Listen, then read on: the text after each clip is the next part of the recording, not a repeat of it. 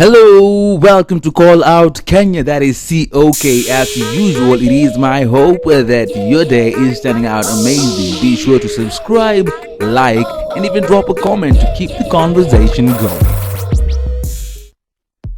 So, after a week of unending top Cohen drama, the dust finally seems to be settling, or is it not? On Friday, 20th September, Cohen's multi-billion shilling estate was divided in his will, which was read in front of immediate family.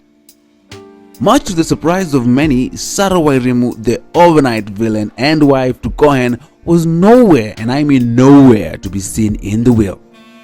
Simply put, Cohen left everything, and I mean everything, to his sister Gabrielle, his brother Bernard, and his nephew as well as niece. Looking at the will distribution, something does not quite add up.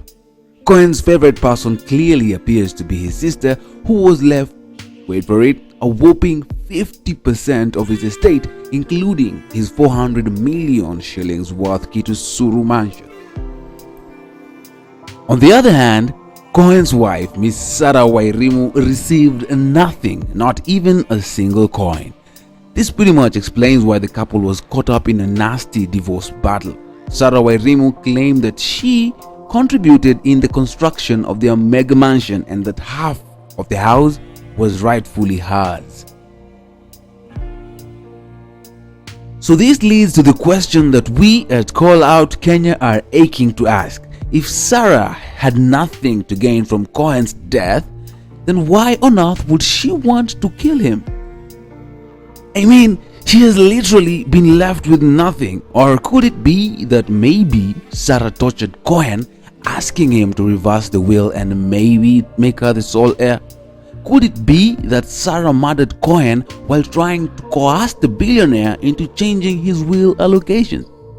Sarah's decision to skip the opening of the will indicates that she knew that she did not feature at all. After all, her lawyer, Mr. Murgo, boldly claimed that the contents of the will were significantly, and I mean significantly, compromised. Therefore, if Sarah knew that she stood to inherit nothing from Cohen, then what could have been her motive in killing him? Do you think Sarah did it? If so, please let us know why in the comments section. If the post-mortem speculation is anything to go by, the former billionaire had a pretty painful death.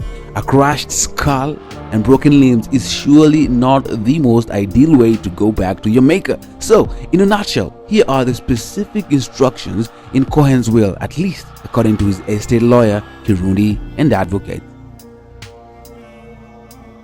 Number 1, his Kitusuru home worth an estimated 450 million shillings will be sold, and the proceeds, wait for it, given to his sister Gabrielle. Number 2, his company Top Safaris, which is worth billions by the way, is also to be partly or completely sold, and the proceeds given to, wait for it, not charity, but yes, his now ultra rich family members. Number 3, Cohen's nephew and niece were also lucky enough to feature in the will.